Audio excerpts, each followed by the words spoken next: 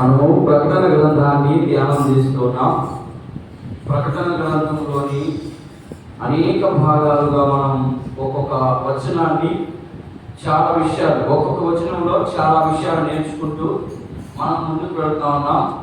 మీరందరూ కూడా ఖచ్చితంగా నోట్స్ ప్రిపేర్ అయితే చాలా బాగుంటుంది. ఆ పేపర్ రాసుకుంటే ఆడ బాధేస్తారు. దానివల్ల మీకు ప్రయోజనం ఉండదు, మీ తర్వాత మీ పిల్లలకు కూడా ప్రయోజనాలు ఉండదు. మనం చేసే ప్రతి పని కూడా ఖచ్చితంగా 10 మందికి పనికి రావాలి. అందుకని మీకు ఎవరికి నోట్స్ లేవో చెప్తే నేను రేపు నెగిటివ్ తెచ్చిస్తాను. ఖచ్చితంగా నోట్స్ పెట్టుకోండి. ప్రతి ఒక్కరికి గృహ కూడికలో కానీ లేదా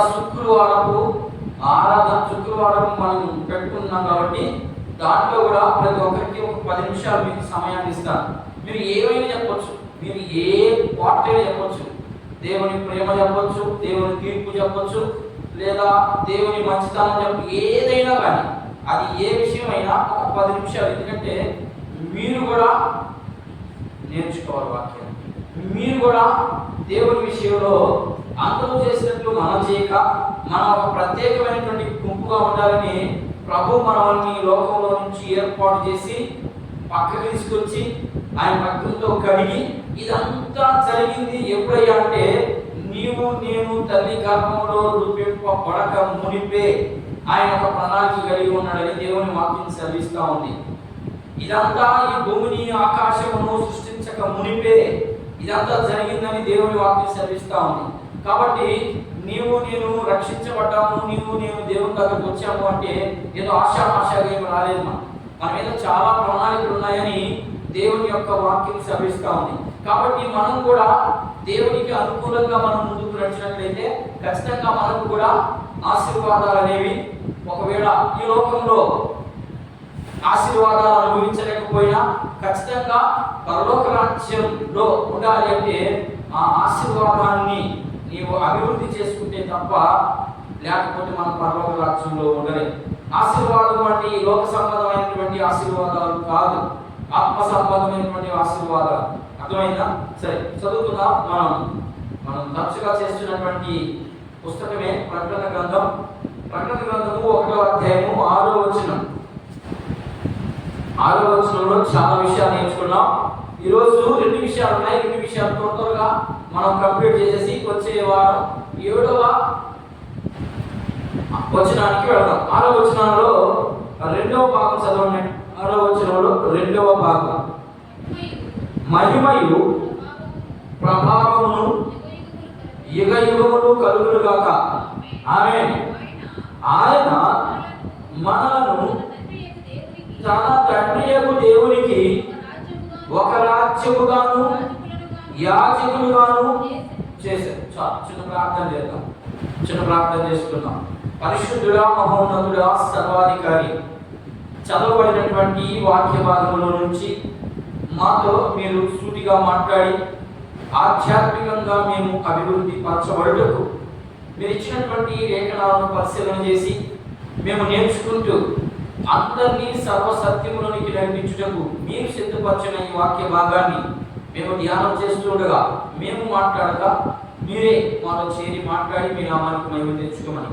ఎందుకంటే మాకు ఏమీ తెలియనటువంటి వ్యక్తులను కనుక మీ పరిశుద్ధాత్మ సహాయంతో మాత్రమే మీరు మాట్లాడితే అది ఎంతో శ్రేష్టంగా ఉంటుంది. కనుక మీరే మాతో మాట్లాడి మమ్మల్ని సరిచేసి మా ఊహలన్నింటినీ పక్కకు పెట్టి మీ చిత్తాన్ని నెరవేర్చినట్టుగా మమ్మల్ని సిద్ధపరచుమని ఈ ప్రార్థన యేసుక్రీస్తు నామములో అడుగుచున్నాము తండ్రి. ఆమేన్.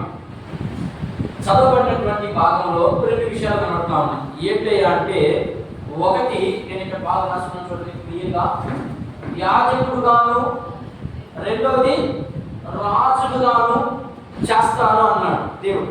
మనం ఎలాంటి పరిస్థితుల్లో ఉన్నాము? సర్వసాధారణంగా మనం ఏ పరిస్థితులు గుండా వెళ్తా ఉన్నాము? రక్షించబడ మునుపు ఎలా ఉన్నాం?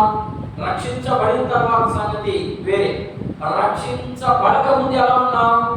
మన పాపంలోను, శాపంలోను, అపరాధంలో చాలా రకాలుగా మనం ఉన్నాం. అలాంటి వ్యక్తుల్ని దేవుని యొక్క ప్రేమ చూడండి ఎలా ఉందో. అలాంటి వ్యక్తుల్ని దేవుడు ఏం చేశాడంటే, మనం ఎలా ఉన్నామంట? ఏ భేదము లేదు, అందరూ పాపము చేసి దేవుడు అనుగ్రహించు మహిమను కోల్పోయినాం. కోల్పోయినటువంటి మన కోసము ప్రభు ఇప్పుడు ఏం చేస్తున్నాడు? మనం ఆలోచన చదివి ఆయన రక్తం వలన విమోచించబడ్డామని దేవుని వాక్యం సెలవిస్తాం. ఓకే, ఇది బాగుంది. ఆయన రక్తం వల్ల మనకి ఏమొచ్చింది? ఇప్పుడు రక్షణ వచ్చింది. రక్షణ వచ్చినంత మాత్రాన్ని సరిపోయిందా? ఇప్పుడు మనం ఏమైనా రక్షణ వచ్చిన వెంటనే ఆయన పిల్లలు అయ్యాం. ఆయన పిల్లలు అయ్యామా? మరి యేసు ప్రభు ఏ గోత్రంలో నుంచి వచ్చాడు? యూదా గోత్రం. యూదా గోత్రం దేనికి సాదృశ్యం? రాచరికానికి సాదృశ్యం. అట్లా టక్క టక్క టక్క చెప్పాల సమాధానం. రాచరికానికి సంబంధించినటువంటి వ్యక్తి అంటే ఈ గోత్రంలో పుట్టినటువంటి వ్యక్తి. ఈ గోత్రంలో పుట్టినటువంటి వ్యక్తి రెండు విషయాలు చెప్తా ఉన్నాడు. ఏమని చెప్తున్నాడంటే, మిమ్మల్ని యాజకులుగాను రాజులుగాను చేస్తారు నా రక్తం అన్నాడు. ఇది సాధ్యమేనా? ఇది జరగదా? ఇది అసలు సాధ్యమేనా? దేవుడు, తండ్రి అయిన దేవుడు లేవీయులు లేవీ పనే చేయాలని 5 కాండాల్లో ధర్మశాస్త్రంలో రాయబడి ఉంది. యూదా గోత్రంలో ఉన్నవారు రాజులుగా ఉండాలి, లేవీ గోత్రంలో ఉన్నవారు దేవుని పని అంటే యాజకత్వం చేయాలి, అంతే. అది దేవుడు ఇచ్చినటువంటి ధర్మశాస్త్రంలో ఉన్నటువంటి ఆజ్ఞ. అయితే ఇప్పుడు యేసు ప్రభు వచ్చి ఏం చెప్తా ఉన్నాడయ్యా అంటే, నేను మిమ్మల్ని రాజులుగాను యాజకులుగాను చేస్తానన్నాడు. ఎలా చేస్తాడయ్యా అంటే, ఆయన రక్తము ద్వారా మనం ఆయనకి కుమారులు అయ్యాం. కుమారులు అయ్యాము కాబట్టి మనం ఎలాంటి పరిస్థితులు గుండా వచ్చాము? కొలస్సీయులకు రాసిన పత్రిక చూద్దాం.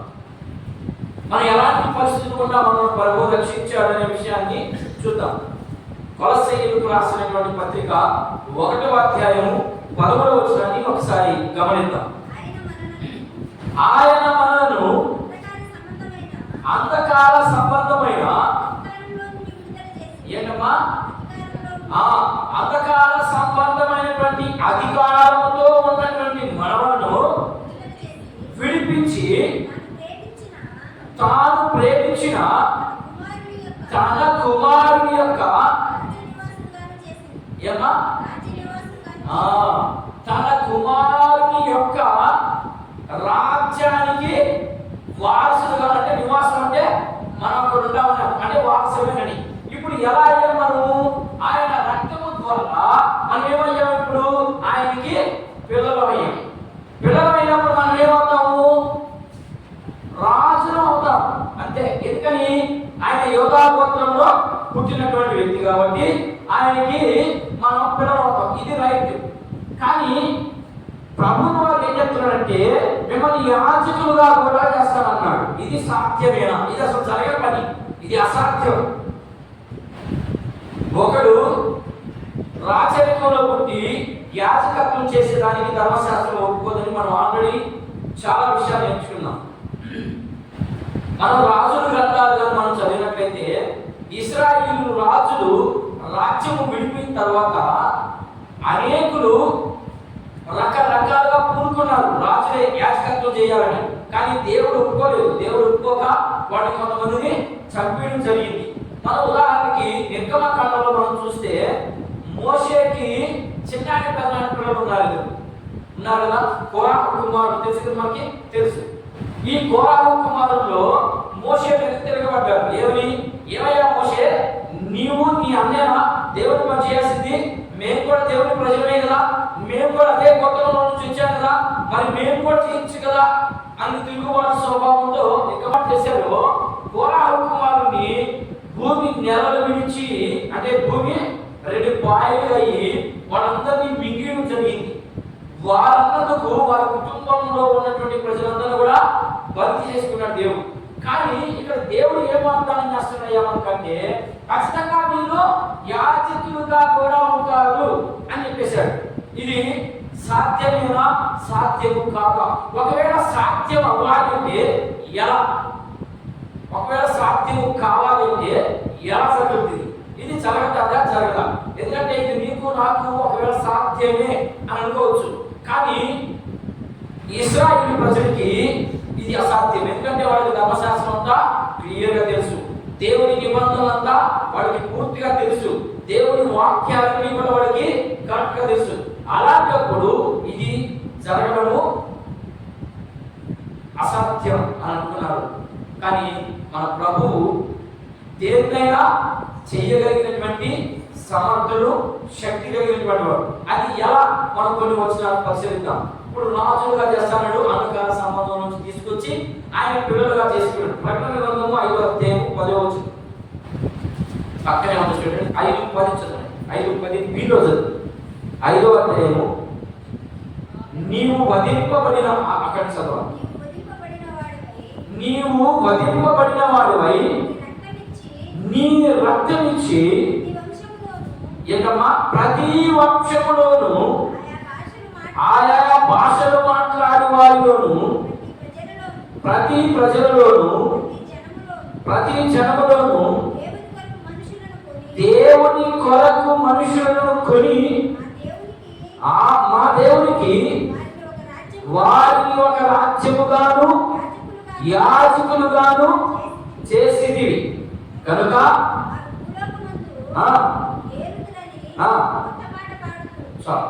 ఇక్కడ ఏం మాట్లాడుతున్నాడు, ఇక్కడ ఏం చెప్తా ఉన్నాడంటే యోహాను భక్తుడు ఆయన దర్శనాన్ని చూస్తా, ఇదిగో ఆయన భూమి మీదకి వచ్చి ఆయన రక్తాన్ని ఇచ్చి మనందరినీ కొన్నాడు అన్నమ్మా. ఆయన రక్తముతో ఎవరైతే కడగబడతారో వాళ్ళందరూ కూడా కొనబడినటువంటి బిడ్డలు.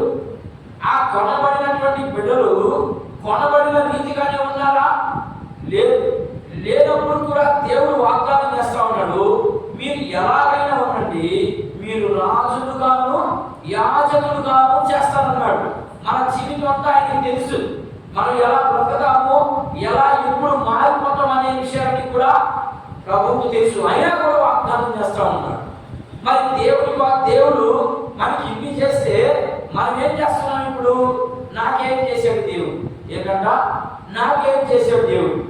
ఏమీ చేయకపోతే నీవు సజీవుడి లెక్కలో ఉన్నావు, నువ్వు దేవుని యాజకత్వానికి పనికొస్తున్నావు, నీవు దేవునికి ఒక రాజ్యంగా ఉన్నావు.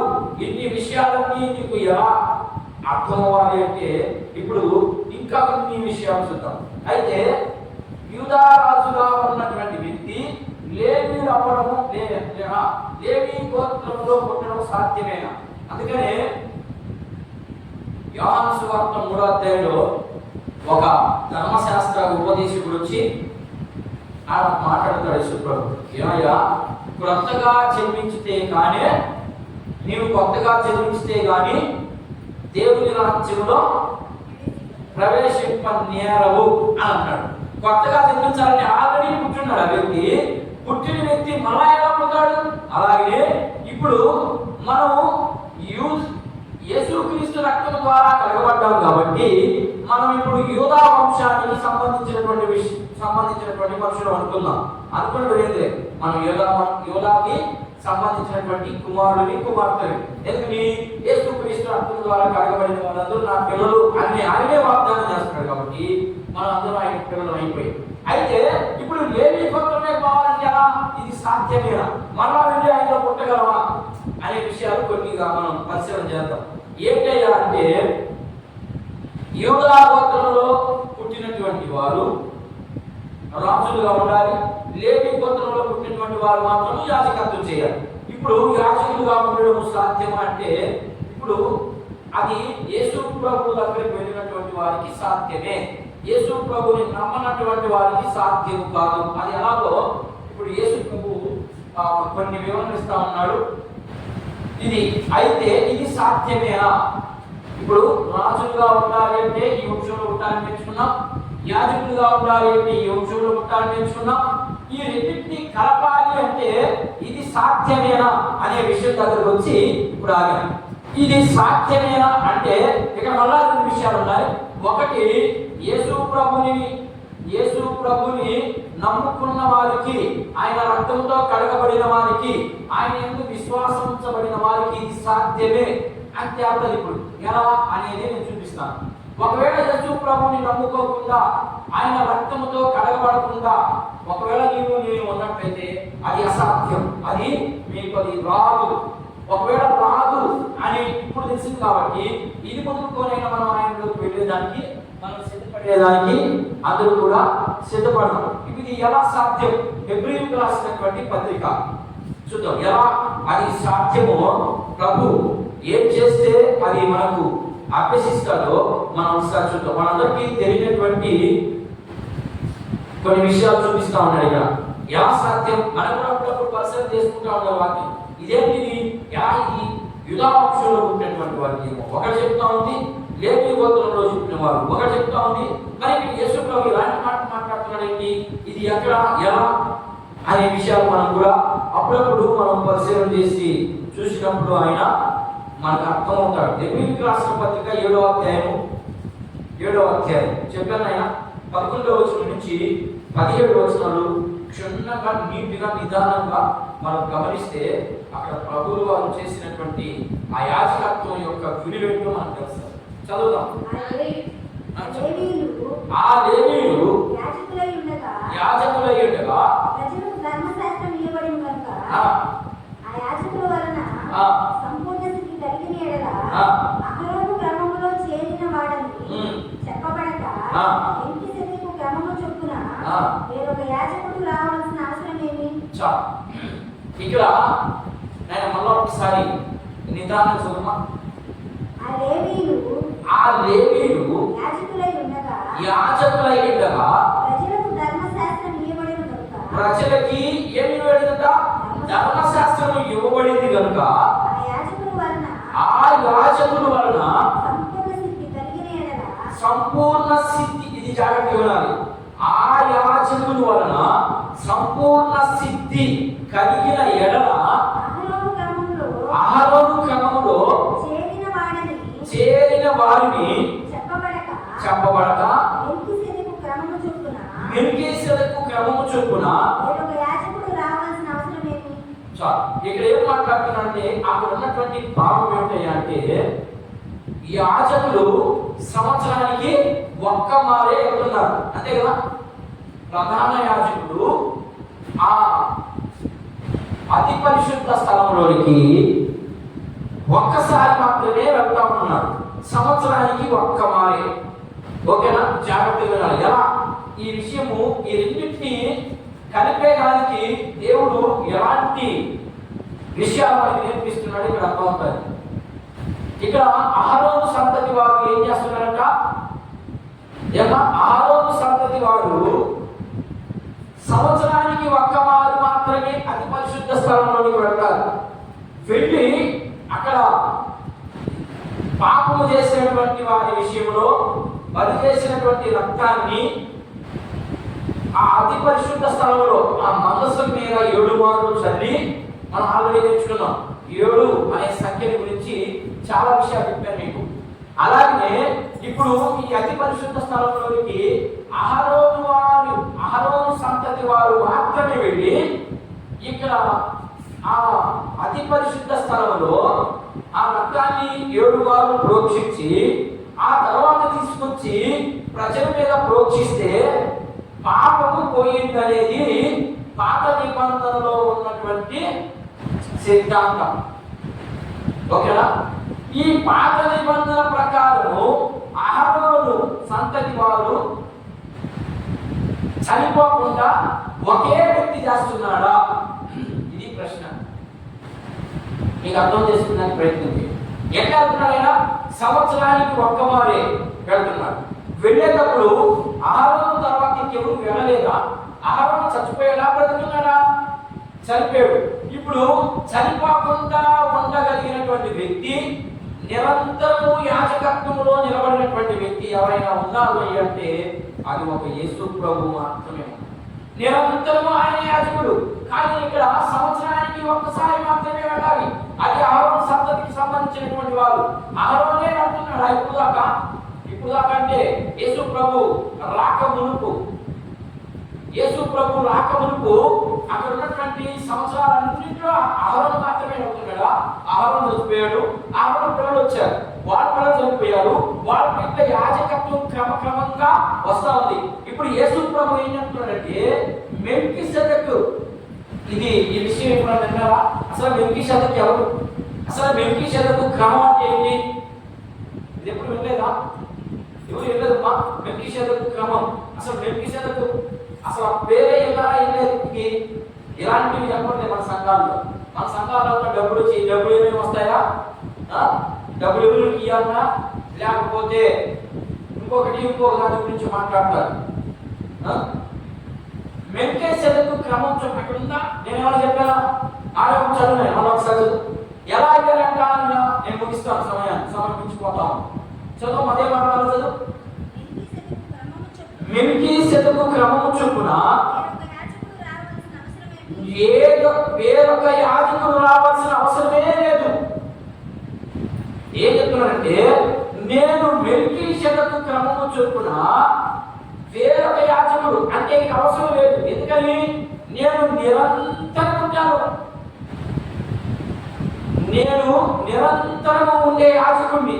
కాబట్టి ఇప్పుడు మీరు యోధా గోత్రంలో నా రక్తము ద్వారా ఏమయ్యారు?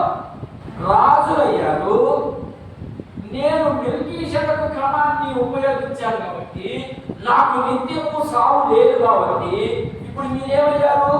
యాజకులయ్యారు. ఎందుకని? మీరు నా పిల్లలయ్యారు. కాబట్టి ఈ రెండు సాధ్యమే. ఇది ఆయన మనకు చెప్పాలన్నటువంటి విషయం. ఎలా మనము రాజుని, ఎలా మనం యాజకులు అంటే ఇది కారణం. ఎలా మనం యాజకులుగాను రాజుగాను. ఇప్పుడు ప్రతి దినం రాగలుగుతున్నామా? దేవుని సన్నిధికి ప్రతి పూట రాగలుగుతున్నామా? రాగలుగుతున్నాం. అదే పాత నిబంధనలో రాలేదు. మరి ఎప్పుడు వెళ్ళాలి? సంవత్సరానికి ఒక్కమారు మాత్రమే వెళ్ళాలి. సంవత్సరానికి ఒక్కమారు మాత్రమే వెళ్ళి అతి పరిశుద్ధ స్థలంలో పనులు మాత్రం ప్రతిదినం ఉదయం సాయంకాలం చేయాలి. పాపం పోవాలంటే ఒక్కసారి మాత్రమే వెళ్ళాలి. సంవత్సరానికి ఒక్కసారి మాత్రమే వెళ్తారు. ఆ విషయాన్ని మనకు చూపిస్తా ఉన్నాడు ఇక్కడ.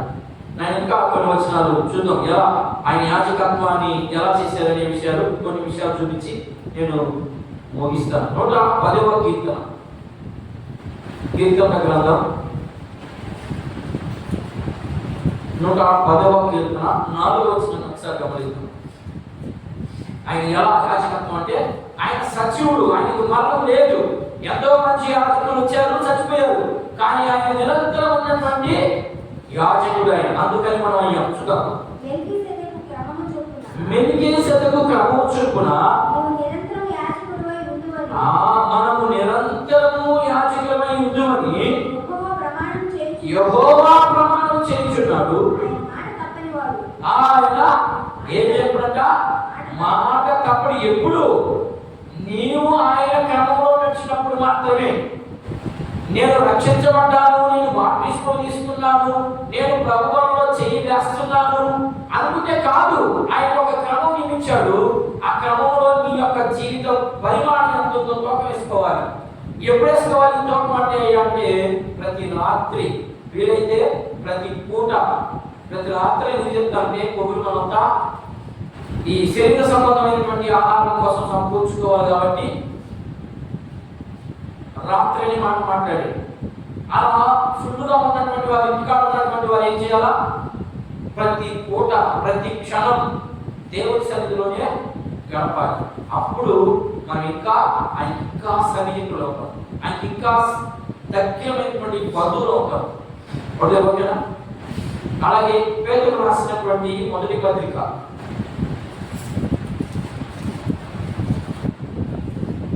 చూద్దాం ఎలా అయ్యారో మనం కొన్ని విషయాలు చూద్దాం. 2వ పత్రిక 1వ పత్రిక 2వ అధ్యాయం 9వ వచనం. పేతురు రాసినటువంటి మొదటి పత్రిక. అయితే ఏంటంట? మీరు చీకటిలో నుండి ఆశ్చర్యకరమైన తన వెలుగులోనికి మిమ్మల్ని పిలిచిన వారిని గుణాతిశయములను ప్రచురణ చేయు నిమిత్తము ఏర్పరచబడిన వంశమును రాజులైన యాజక సమూహములను పరిశుద్ధ జనమును దేవుని సొత్తైన ఏమైనారంట? ఏమా ఇక్కడ ఏం చెప్తున్నాడు? ఇక్కడ మళ్ళా ఒకసారి మొదట్లో 2 వచ్చినా చదువుమా. 2 భాగాలు. మొదట్లో అయితే చీకటిలో నుండి ఆశ్చర్యకరమైన తన వెలుగులో మిమ్మల్ని పిలిచిన వారిని గుణాతిశయములను ఇక్కడ ఆగడం. ఏం చెప్తున్నాడంటే మీరు చీకటిలో ఉన్నారు, ఆ చీకటిలో నుంచి వెలుగులోకి వచ్చారు. చీకటి అంటే ఏంటి? వెలుగు అంటే ఏంటి? చీకటి అంటే పాపం, అంటే లోకంలో ఉన్నదంతటినీ ఆశిస్తాం కాబట్టి దాన్ని పాపంతో పోలుస్తాం. పాపము అంటేనే చాలా మందికి ఎక్కడికెక్కడికో వెళ్ళిపోతారు, కానీ దాని అర్థం అది కాదు. పాపము అంటే దేవుని మాటకి వ్యతిరేకంగా నీ జీవితం ఉందంటే అదంతా పాపమే. అది ఏదైనా ఇప్పటికీ కూడా. అలాంటి స్వభావం కలిగినటువంటి నిన్ను ఆశ్చర్యకార్యంగా నిన్ను ఎక్కడికి తీసుకొచ్చాడు? వెలుగులోకి తీసుకొచ్చాడు. వెలుగులోకి తీసుకురావడం అంటే అర్థం ఏంటి? ఆ పాపాన్ని అక్కడ విడిచి ఒక నూతనంగా నువ్వు కనబడాలి. అది వెలుగు అంటే దాని అర్థం. వెలుగులోకి తీసుకొచ్చాడు. వెలుగులోకి తీసుకొచ్చినటువంటి నీవు ఇప్పుడు ఈ రెండు నీవు అనుభవిస్తున్నావు కాబట్టి ఈ రెండింటిని నీవు ఆయన గుణం ఏంటంటమ్మా? గుణాతిశయములు అంటే యేసు ప్రభు చేసినటువంటి లేదా యేసు ప్రభు మాట్లాడినటువంటి ఆయన జీవితంలో అలాంటి స్వభావం నీలో ఉందా? ఖచ్చితంగా చూపించగలిగినప్పుడు మాత్రమే నీవు ప్రభు యొక్క బిడ్డవు అవుతావు, యాజకుడు అవుతావు, రాజు అవుతావు, ఇంకా ఏమైనా అవుతావు. అలాంటి స్వభావాన్ని నీవు చూపించకపోతే నువ్వు రాజువు, కనీసం ఆ చెప్పేదానికి కూడా పనికిరావు. చాలా మంది ఏం చెప్తున్నారంటే రక్షించబడిన తర్వాత యేసు ప్రభువుని నమ్ముకున్న తర్వాత నాలో ఉన్నటువంటి స్వభావము నన్ను విడిచిపెట్టకుండా అదే క్రమంలో సాగిస్తా ఉంటే దేవుడు క్షమించి పరలోకంలో కాపలాదారుగా పెట్టాలని వాక్యాన్ని బోధిస్తా ఉన్నారు. ఎక్కడైనా 66 పుస్తకాలలో యేసు ప్రభు ఇలాంటి స్టేట్మెంట్ ఎక్కడ ఇవ్వలేదు. కానీ అపోస్తలులు ఎక్కడ ఇచ్చారయ్యా అంటే వాళ్ళు కూడా ఇవ్వలేదు. అలాంటి ఇవ్వని దాన్ని మీరు ఎందుకు ఇలా ఊహించుకుంటున్నారు? తప్పది. దేనికైనా క్షమాపణ ఉంది, కానీ పరిశుద్ధాత్మకు వ్యతిరేకంగా మాట్లాడి బోధిస్తే దానికి క్షమాపణ లేదని దేవుని వాక్యం శ్రమిస్తా ఉంది. మన ఇక్కడ ఏం చెప్తున్నాడు? ఆయన గుణాతిశయములను ప్రచురము అంటే అందరికీ కనిపించాలి. ఆ కనిపించినప్పుడు నీకు ఎక్కడ యేసు ప్రభు నీలోకి వచ్చాడు? ఆయన నువ్వు ఎలా ఆయన రక్తంతో కలగబడ్డావు? కలగబడిన ప్రతి వ్యక్తికి ఆయన గుణాతిశయములు కనబడాలి. ఏంటి ఆయన గుణము? ప్రేమ, దయ, సాత్వికము, సమాధానము, సంతోషము, దీర్ఘశాంతము, దయాళత్వము. ఇక ఎత్తుకుంటే చాలా ఉన్నాయి. అవి ఖచ్చితంగా మన గుణంలో ఉండాలి. అవి లేవు అంటే మనం యేసు ప్రభువుని అంగీకరించలేదు. ఇంకా మన యొక్క పాత స్వభావము మనల్ని విడిచి వెళ్ళలేదనే దాని అర్థం. ఇంకొన్ని మాటలు చూద్దాం. హెబ్రీయులకు రాసినటువంటి పత్రిక 10వ అధ్యాయం నేను కొన్ని విషయాలు మాత్రమే చూసి మనం ముగిచేద్దాం. హెబ్రీయులకు రాసినటువంటి పత్రిక 10వ అధ్యాయము 19-20 వచనాలు ఒకసారి గమనిద్దాం. సహోదరులారా, యేసు మన కొరకు ప్రతిష్ఠించిన మార్గమున అనగా నూతనమైన ఉందా? మనకి ఆ నూతన స్వభావంలో వచ్చిందా? నూతనమైనది, జీవము కలిగినది, ఆయన శరీరము అను తెర ద్వారా ఏర్పరచబడినదైనను పరిశుద్ధ స్థలమునందు ప్రవేశించుటకు ధైర్యం కలిగి ఉన్నదని. ఏం కలిగి ఉందంట? ఎట్లా?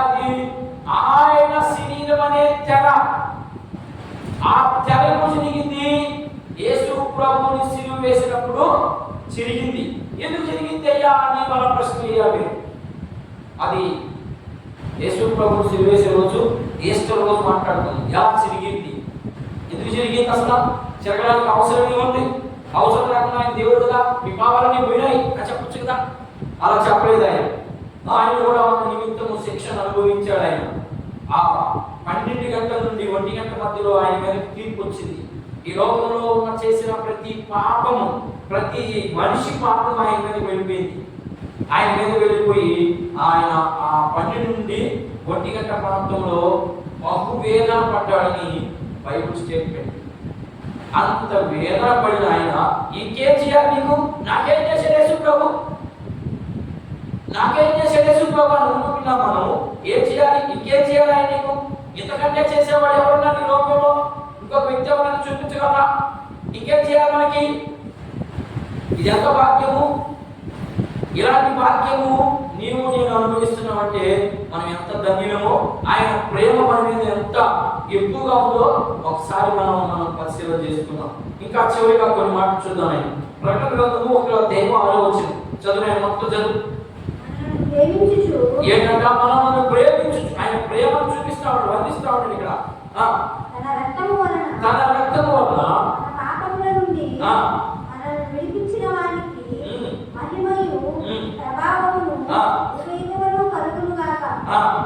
ఆమేన్. 4:9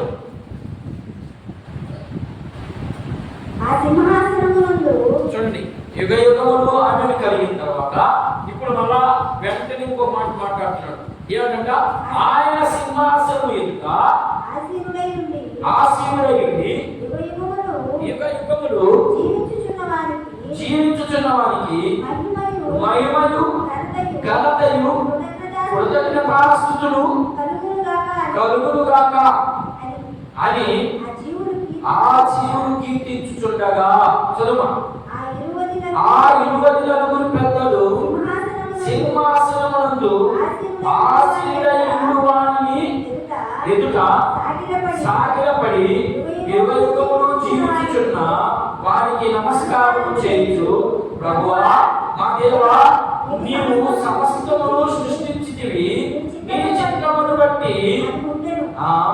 ఇంకా దానిని బట్టి సృష్టించబడిన కనుక నీకే మహిమ ఘనత పొందు నలుగురు అని చెప్పుచు తమ కిరీటములను ఆ సింహాసనము ఎదుట వేసిరి. ఎలా ఆరాధిస్తున్నారు చూడండి. 24 పెద్దలు ఎవరమ్మా? అసలు 24 పెద్దలు ఎవరు? 24 పెద్దలు ఎవరంటే సంఘంలో నుంచి ఎత్తబడిన వారే. సంఘంలో నుంచి ఎత్తబడిన వారే 24 పెద్దలు. ఓకేనా? మీరు దాని దగ్గర పోయినప్పుడు దాని విషయాలు ఇంకా క్షుణ్ణంగా మీకు వివరమైన రీతిగా నేను వివరిస్తాను.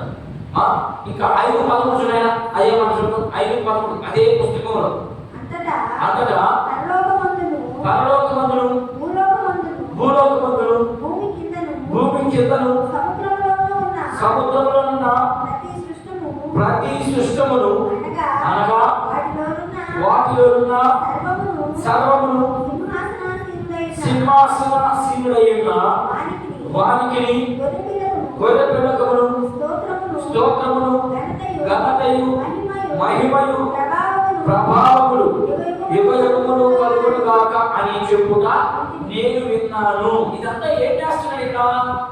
దర్శనం చూస్తా ఉన్నాడు ఆయన.